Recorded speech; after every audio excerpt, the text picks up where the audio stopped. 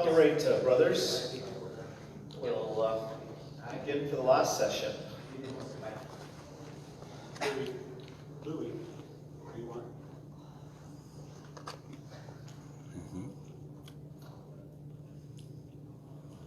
So this last time that we have together, we'd like to just take a look now a little bit more focused in terms of some of the practical things that might be done, looking at how is it that we can support our newly ordained, and how do we move them from seminary to parish.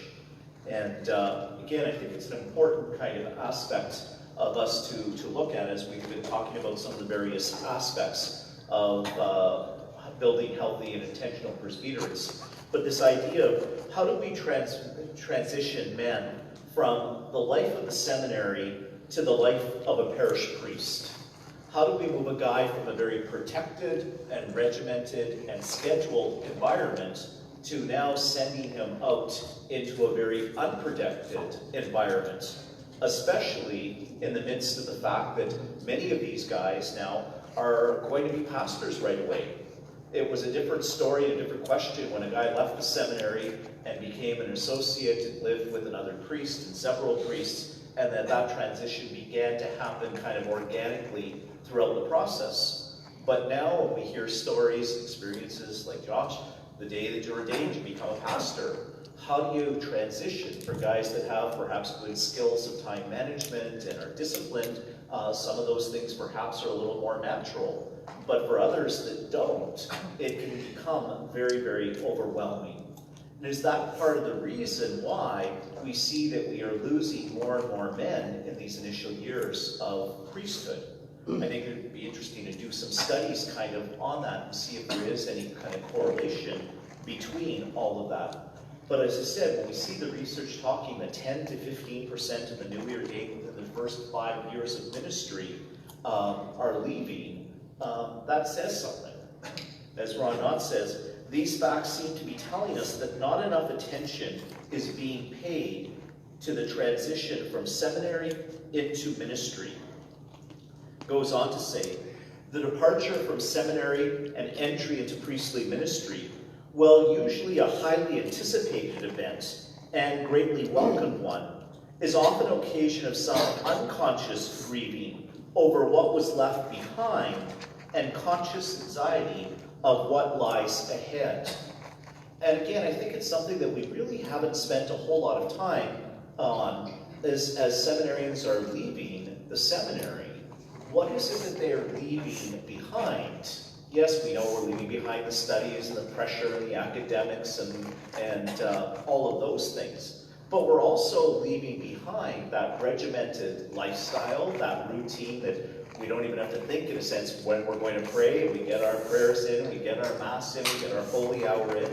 We have built-in fraternity that's there. We have built-in, in a sense, balance. We've got academics, and you've got sports, and you've got social, and you've got your religious. It's all there.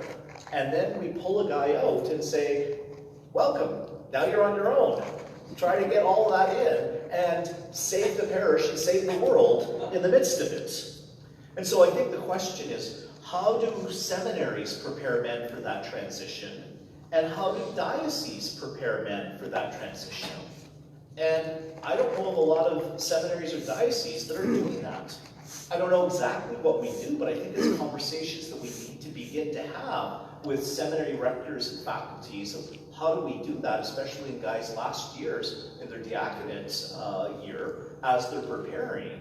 And how do dioceses, though, also then prepare in the midst of that transition?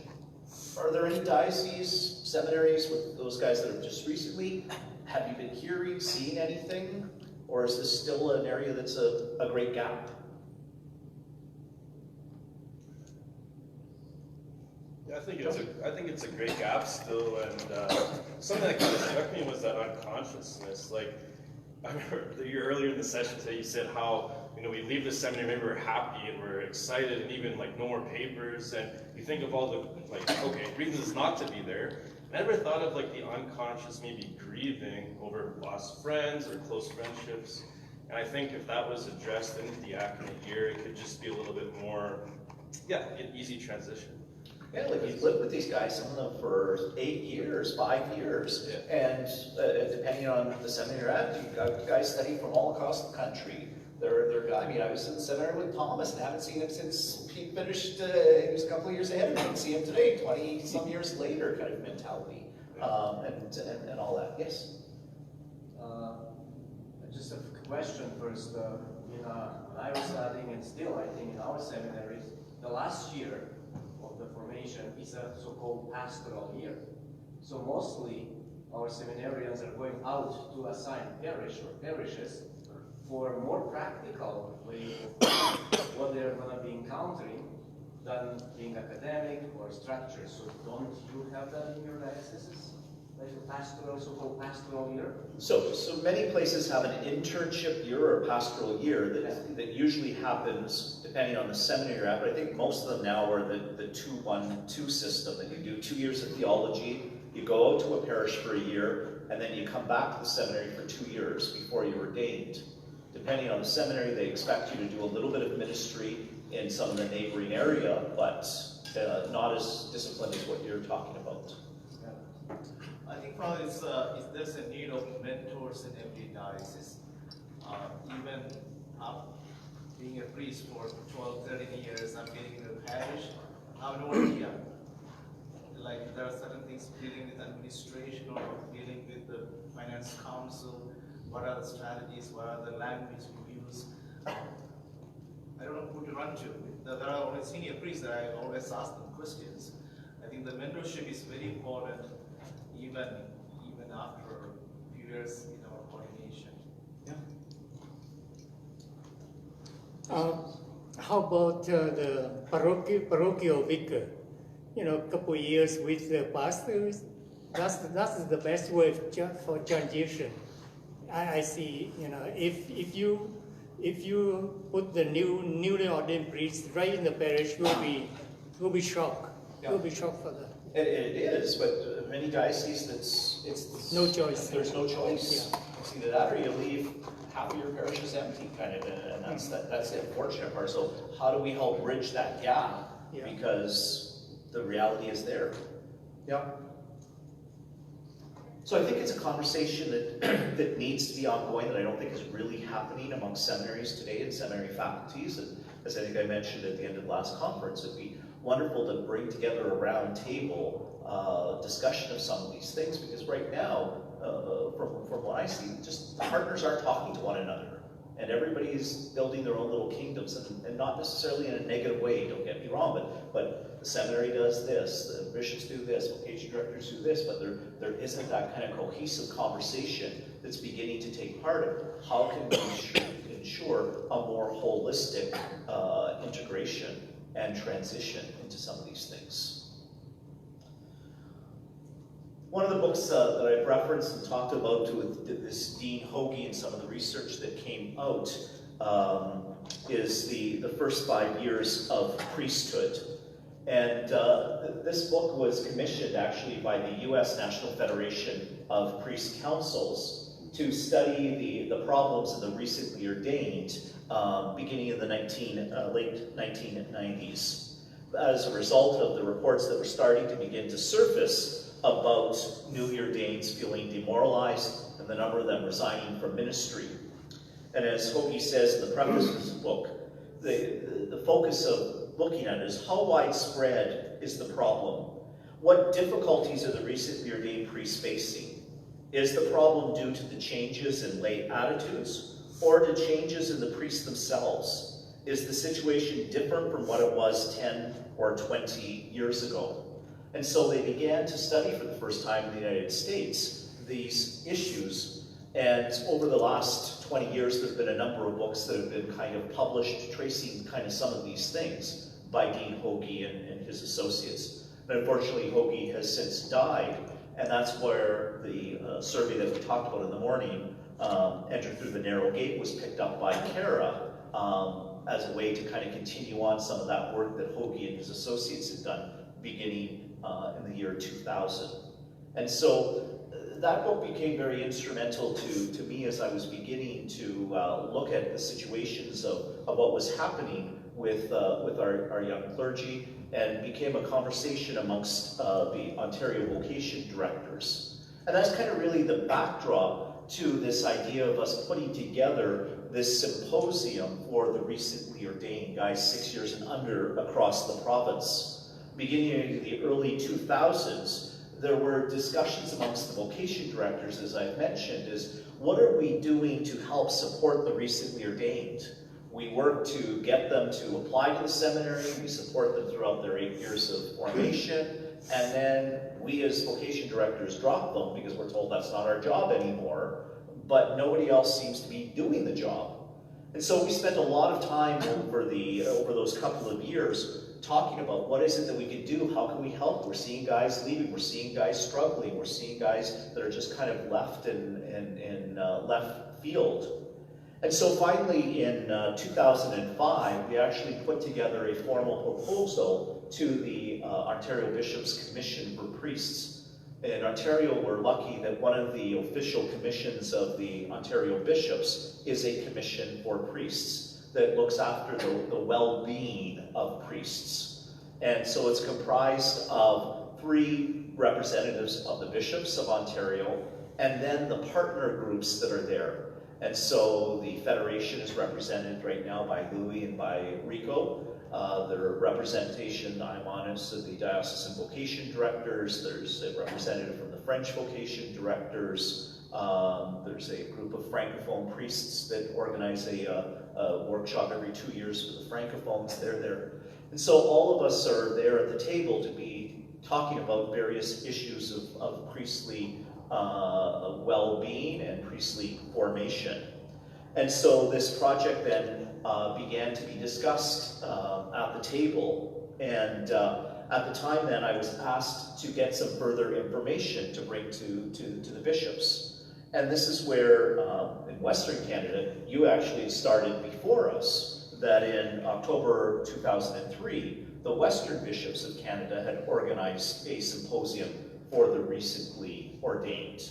And it was met with great success. Archbishop Weisberger was the one that was in charge of it at the time, and there was a good response to the symposium, recognizing we need to do something more for the recently ordained.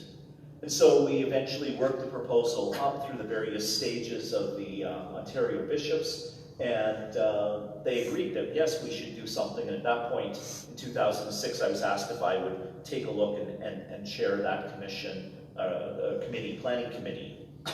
And so again, we then decided, let's reach out to the brothers, to the recently ordained, to say, okay, is this something that you see a need? Well, now we see a need, but do you see the need kind of mentality?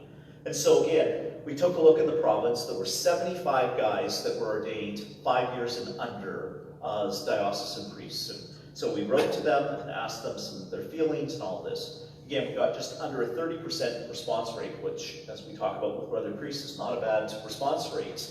And again, the overwhelming feeling was that there was a need for this. I'm not going to go through all these slides with their comments. You're going to get them after, so you can kind of read their thoughts about this. And so in 2007, we hosted the first symposium. Originally it was meant for guys 5 and under, but by the time we did the consultation, some of the guys that were at the 5-year mark that we consulted now were a year older as priests, so we ended up said, now does that mean I can't come? So we ended up going now 6 and under is how we invite the guys. And we spend a week together, a Monday to Friday. We start Monday afternoon and we end Friday at lunchtime. We hosted in Niagara Falls, the Mount Carmel Center. Perfect center for us. The Carmelites have been more than welcoming, and it's been a really good experience. So the first symposium that we had, there were 90 priests across the province that were eligible to attend. In the end, 65 of them registered, and by the actual day that happened, for a variety of different reasons, 61 actually attended. And again, the way that we based the symposium was taking a look at what the Western bishops did with their symposium, and then taking a look at what else was kind of being done. One of the things that Archbishop Weisberger said to us was that as well as their symposium was organized, it was a little bit too clinical. They had brought in psychologists and psychiatrists and self-down people, and it kind of lacked a kind of a pastoral and a homey kind of atmosphere. And so we worked to try to make sure that that was not happening kind of with ours. We initially decided to bring in that for the week that to have a facilitator to help lead and to guide us through the days and all of that. And we used a facilitator for the first kind of 2 symposium, and then after that I just kind of realized that we really don't need a facilitator. I was able to lead stuff enough and saved us a few $1,000s in the midst of it and all of that. Just give you a quick idea of what we looked at this first symposium then. So we had a number of different sessions. So one of the sessions that we had was a panel on priestly spirituality. And so we invited 3 priests from 3 of the different age groups. We didn't have the cohorts that I talked about, but basically they represented it. Roger Formosi, a priest from Hamilton, was a longer ordained priest. Father Gary Goyo from London was middle-aged, and Father Matt George, God rest his soul, was a classmate of mine, representing the younger priests. And again, just kind of sharing with these recently ordained about their joys and their sorrows, the ministry that they had, what brought joy, what was challenging, how did they integrate prayer and spirituality and sexuality and all of those types of things into their life. It was a really great sharing. We had a session with Tom Rosica about dealing with the media and the Catholic priests, which was something relatively new at that time that was coming out. We did a session with the guys on personal finances. How do you take care of your own finances? What do you start talking about retirement, investments? How do you manage the difference between parish funds and personal funds, and that there is a difference, and the parish is not your own bank, and those types of things. Each year we always bring in a keynote that does a more extended kind of day and a half with the guys. And so we were really fortunate to have Monsignor Stephen Rossetti. He had just published his book at the time, a new book at the time, Rediscovering the Priesthood. Stephen is just a wonderful presenter, and we've used him several times. And then we had a panel of the laity of 3 different couples from St. Catherine's that came in and talked about kind of their experiences about priests and what they expected of priests and what they had experienced. Of all the workshops, it was probably the poorest one that we had, and we never repeated it after that. But it was worth an attempt. So those were the workshops that we had throughout the week. And then we also, that was the education component. Then the second component that we wanted to ensure is that there was a spiritual component to it. These were not just study days. And so again, we made the very conscious choice that we would pray in community, morning prayer and evening prayer, and that we would celebrate daily the Eucharist together. And we had a different bishop for the 5 days that came in and celebrated Mass with the guys. And so we had a strong spiritual component that was there. And then the third component that was really important was the fraternity, and to ensure that there was time for guys to be able to socialize with one another. Because again, and one of the big surprises that I found, like larger dioceses like Toronto and Hamilton, even though you're in the same diocese, you could go months and months and months without seeing some of your brother priests kind of that you were in the seminary with, and his life gets busy and travel. So we wanted to make sure that there was adequate time for fraternity. So during mealtime, to have that opportunity together. And then we also made sure that we had evening hospitality. And that was a really important thing, because it gave guys the opportunity to connect, to share, to enjoy. I mean, there was a pool table, there was television. You want to keep guys happy, you have an open bar, and you have lots of munchies, and all of that. Yeah, and we spent a lot of money on hospitality. But everybody, in the best sense, not because of the hospitality itself, was happy kind of mentality. We had very few cases of abuse kind of mentality, but it gave a safe place for guys just to simply be and to be able to share with one another. And so that were the 3 components. And the symposium was met with great success. After the symposium finished, we did an extensive evaluation. And again, of the 61, we got 58 responses back of the evaluation form. And one of the questions that was asked was, should this symposium be offered again? We didn't know where it was going to go with the guys, we didn't know where it was going to go with the bishops. And I mean, priests are not usually unanimous in things except if it's complaining, but I mean, all 58 of the guys said, yes, this was needed. And that spoke volumes to the bishops when we brought it back to them to say this was the experience and how much they appreciated that opportunity to gather for prayer, for support, for education, for fraternity. And we had tremendous support from the bishops for this symposium. I know bishops that personally called their men up to see if they were going. Because I had a few bishops call me, John, who's not registered for my diocese? And the bishop picked up the phone and called his guys. And you know what? 5 minutes later, all of a sudden, this guy that didn't know I just spoke to his bishop was saying, I forgot to register. I wonder if it's too late. Oh no, Father, you're more than welcome. I was expecting that you might want to call and come. So the bishops were tremendous. One of the things that I was deeply humbled and continue to be humbled was as much as the bishops supported the endeavor, they took a hands-off approach to it. Matt and I, a classmate of mine and vocation director from London at the time, were given free rein. I didn't have to clear who the speakers were, what we were doing with the bishops. There was an implicit trust that was there, and that trust continues to this day. I'm amazed at the bishops in that way. And anything that we asked of them, they jumped through hoops. Some of them rearranged their schedules so that they could come for Mass because they wanted to be there.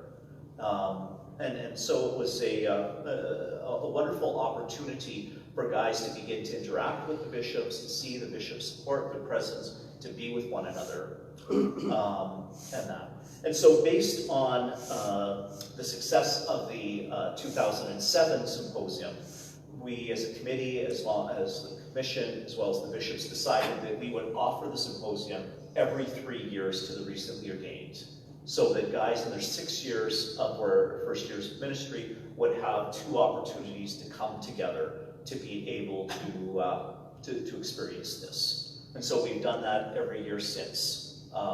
This year would have been a year that we would have typically had it because of COVID. We made the difficult decision in January to postpone it for a year, given the uncertainty of what was going to happen with the 7th wave and all of that.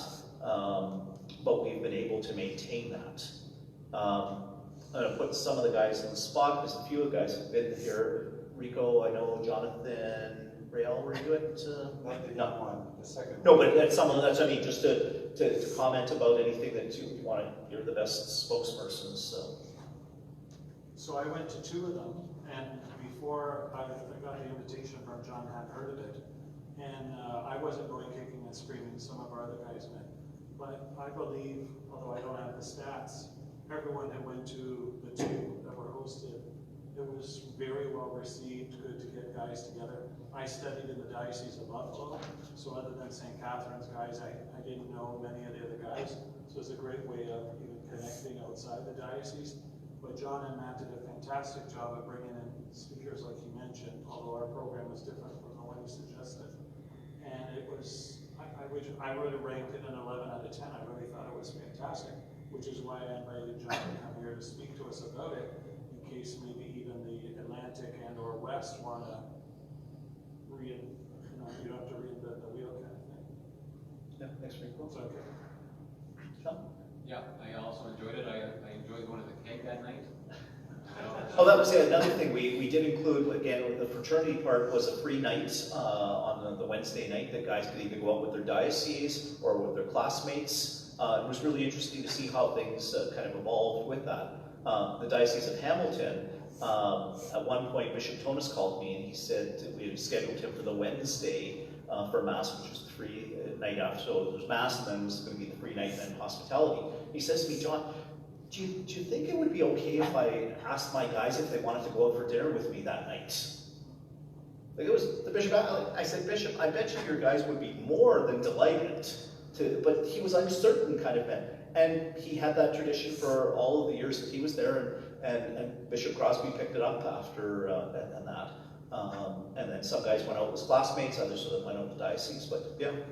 Yeah, going out that night, getting to know Niagara Falls, on Carmel there, and just seeing my classmates again after a few years away. Good to reconnect, and the talks were excellent. But it was good to be there all week with the guys. Yeah, thanks. Yes? So, like the West sort of does do this actually. The bishops must have talked in Ontario and loved it, because I think it's Bishop Pettypaw every 2 years puts on one at the St. Joseph Seminary, very similar. And I went to the first one, it was just amazing. Then COVID, I couldn't make that, and then this, but it was same thing, like 11 out of 10. Everyone, you're meeting some priests from Vancouver, which they don't study with us all the time, so it was a great experience, same thing, and very similar in concept. Yeah, like I said, the West started it, and then I think it died for a bit, and then it was a little bit resurrected, and then the seminary kind of took it over, which then caused some kind of issues at times, like this is not a seminary thing. So again, one of the things that we worked hard at with even the topics that we chose, we always do a consultation beforehand with the guys, saying, save the dates, this is when it is a year from now, and then we ask them, what are the topics that you would be interested in hearing, and what might be potential speakers, and then try to base that on what guys were interested in, so that these topics that we had were not things that I created out of the air, but were based on that. And I think there were some little struggles with the West about that, and I know I was talking to Paul Kavanaugh, and he was hoping to be able to be here maybe for this year, because I guess there is some talk about resurrecting and restructuring the Western experience of it. Yeah. Ronald, did you have anything about your experience? I attended the symposiums for priests 7 years to 7 to 15. Yeah. Okay, hold on from that, and I'll come to that 1 second then. Yeah. All right. So, yes? I was going to ask, some dioceses don't have more than maybe 1 or 2 people who are under 5 years. So Yep. how would that play out? So yeah, and then that's why we started doing it as a provincial thing, is that that was bringing everybody together, because a lot of dioceses, you said, have 2 or 3 guys. They can't run a program in their own diocese. Like Toronto was doing a little bit of work in the ongoing formation. They're under 5. Hamilton was a kind of hit and miss thing, and all of that. So this way, anybody that was ordained in that time frame from the province was invited to come, and it was really good, because a lot of these guys who were in isolated areas, got to see classmates and guys that they were in the seminary with, but also to be in a forum and an environment that supported and nurtured them as a young priest, because they don't get that in their own home diocese. Yeah. So I won't go through all of the symposium, but I put the information here for you, so that again, if you're looking at doing something in your own area, or your own region, or even at times you're looking for themes for priest study days, or even resource people, that you'll have them. So just for example, the 2010, as I mentioned earlier before, we had a talk on the priest-bishop relationship by Archbishop James MacDonald. Guys were asking, I took a course in the seminary about how to be a confessor. It was one thing when I was preparing for it. It's now a different thing when I'm on the other side of the screen. And so how do we do that? We had brought back Rossetti again, because the guys wanted something on chastity and that. One of the things that we began to add to, starting on the 2010 symposium, because guys asked for it, was, can we have a holy hour as a community together? And so we then instituted one, and then we added a second one as time went on. And again, we had bishops that came in to preside at the holy hour and to preach. And again, it was often a more personal reflection about their life and experience as a priest, as a bishop, and living that out with joy. So though at the 2007, so I talked about, so I did that. Oh, again, another suggestion came in about, could we renew our priestly commitments like we would do at the Chrism Mass? And that guys thought that would be a great way to be able to end the symposium. And so we added that, and it has become a custom to do it, and many of the guys have found it very, very meaningful to them. One of the concerns then that was raised after the 2010 symposium, after guys had been to 2 of them already, okay, now I've aged out. What happens to me? Do the bishops no longer care about me? Am I done with ongoing formation? And so again, we brought this back to the bishops and had some discussion with them. And then we created a symposium for priests in the middle years. And the symposium for the priests in the middle years then was to kind of bridge that gap, that they've aged out of the recently ordained, and then what happens to them in the midst of it. And so these symposiums then were for guys 7 to 15 years. And we did organize 2 of them, one in 2012 and one in 2015. And so Real, you were at... The 12 for sure, maybe the 15 also. And it was a great experience, as Rico mentioned about his experience.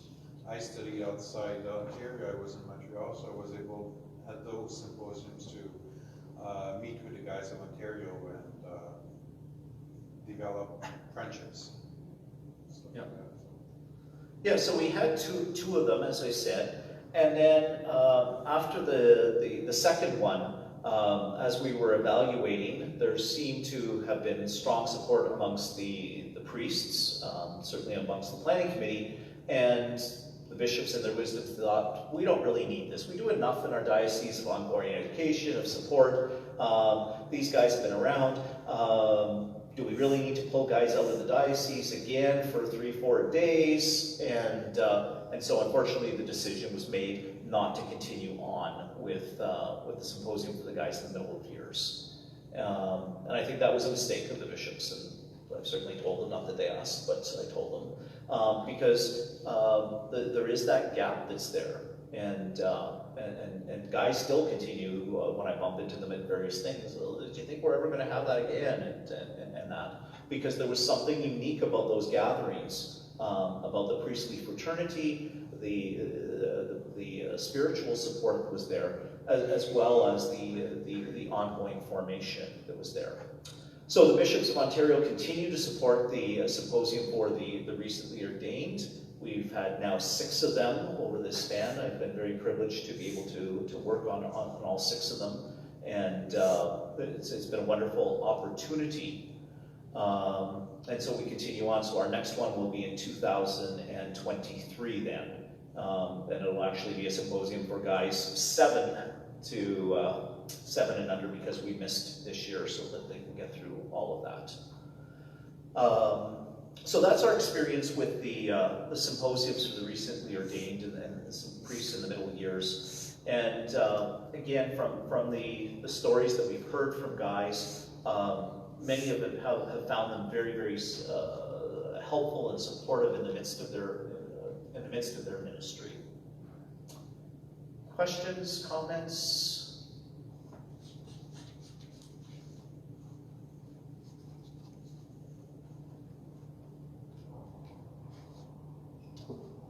So the only other thing that I want to just mention a little bit in the midst of the kind of the ongoing support and formation is just about how we deal with the whole issue of fatigue and burnout with our guys, not only the recently ordained, but kind of all of us. And it was interesting, about a month ago, through some different channels, I got an email from a reporter from the Canadian Press that wanted to do a story about fatigue and burnout, about spiritual leaders on the front lines during the pandemic.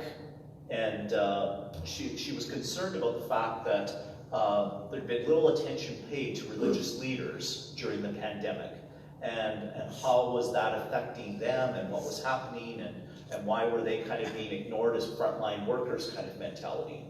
And so it was an interesting conversation that I had with her. I spent probably over almost an hour and a half on the phone for an interview with her. And then that evening, she wrote back an email with 3 or 4 other questions to follow up.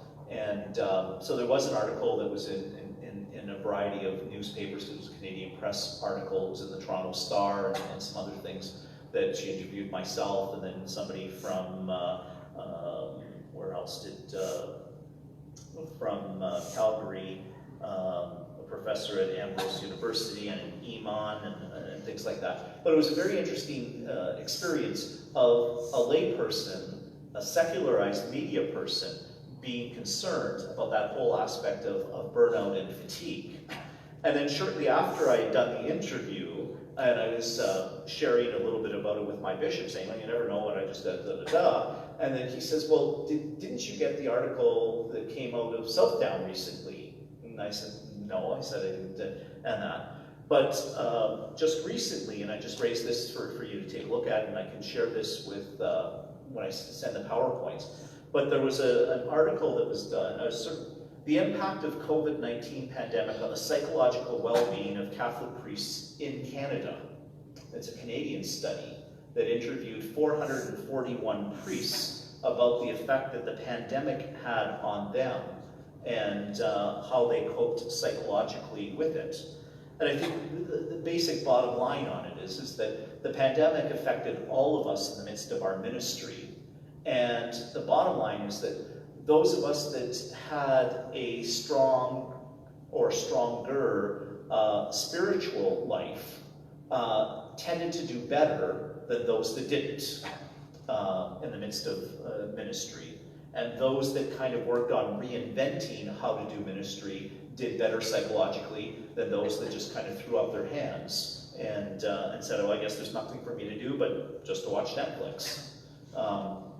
So it's interesting. It's a little bit clinical, but it's interesting to see those kind of things, and to see that it's Canadian based with just over 400 of our brothers. About 80% were diocesan, 20% were religious that were interviewed, and that. So I'll send that along too, that you can. I remember them doing that. They were asking.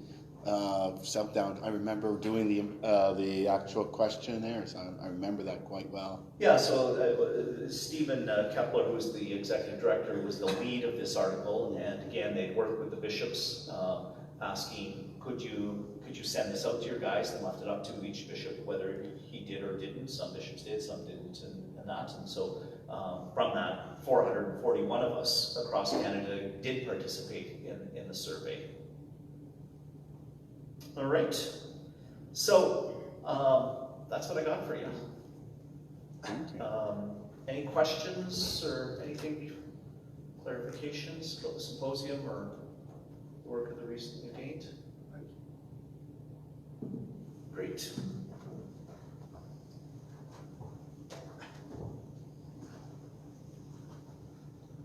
John, you've been a true blessing to be with us and these awesome presentations and the work that you've done with Anne and our own symposiums, and how do we thank them, right, guys?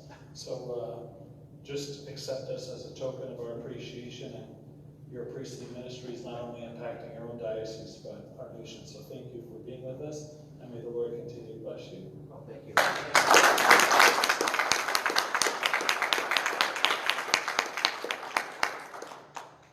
Brothers, the executive thought it would be very beneficial to be, we've been participating in the dialogue, but to break off into small groups, just to allow us to maybe start to unpack a little bit about what John may have shared. We don't want us to sit in regions. We want it to just kind of be an intermixing of who we are. So we thought we'd open the floor a little bit. I don't have my watch with me. What time is it? It is 4:39 right now. Okay, so how much time do you want to give us? 20 minutes? 20 minutes? Yeah. So we'll break off into small groups. Since Peter's already there, I will have Peter there, and Peter, do you mind going in the middle, and I'll go to the far side, or you can go to the far side and I'll go in the middle. So just, we'll discuss a little bit. Then friends, do you want to make announcements, or do you want me to make announcements? Yeah. Tonight we're going